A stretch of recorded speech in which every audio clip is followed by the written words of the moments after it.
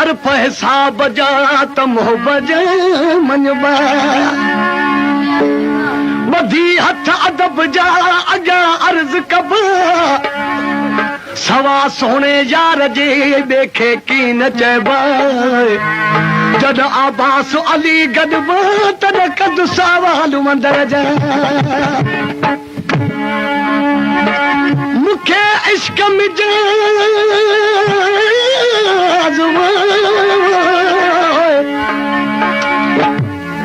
मूंखे इश्क मिजाज़ राह ॾेखारी हक़ जी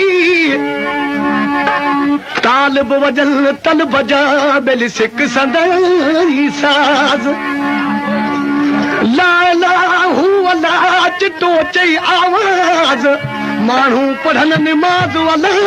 सजण खे सजदा कयूं अॼु बीमारी वई छॾे अॼु बीमारी वई छॾे महबूब जे दीदार में अॼु बीमारी वई छॾे महबूब जे दीदार महबूब जे दीदार में वो दोस्त जे दीदार में महबूब जे दीदार में वो यार जे दीदार में कुर्बान चाहते हैं यार तूने को घट इकरार में कुर्बान चाहते हैं यार तूने को घट इकरार में अॼु बीमारी वई छॾे वो यार जे दीदार में अॼु बीमारी वई छॾे वो दोस्त जे दीदार में पेशकश करीमुद्दीन चंदू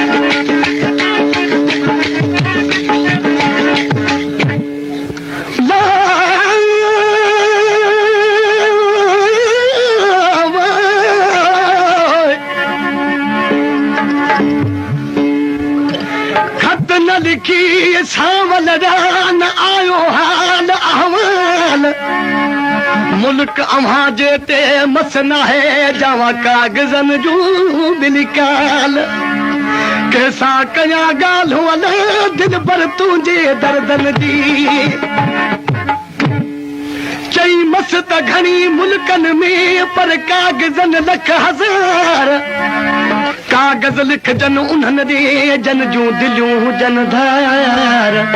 हाणे मूं बहीअ जा हार तुंहिंजे कागज़ लिखाऊं कहिड़ा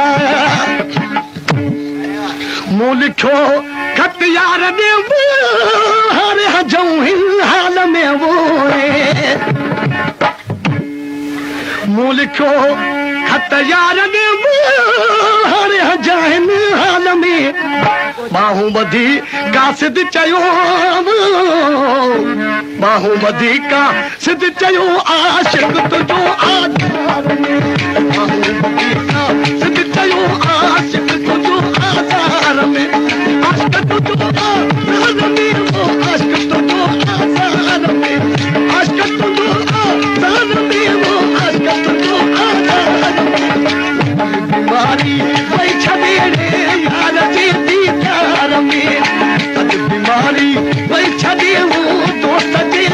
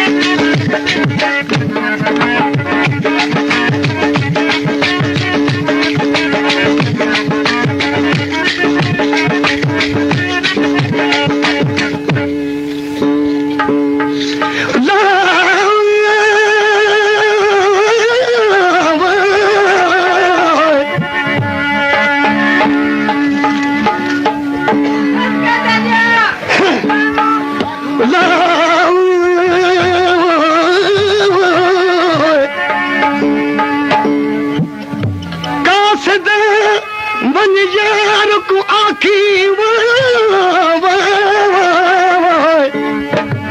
खबर ॿुध ॿुधा आशिक कासिद खे मोकिले पियो पंहिंजे महबूब जे त तूं हीअं वञी चवीसि ही वञी चओ बराबरि की कासिदा वञ यार को आखी तेरा यार तेरा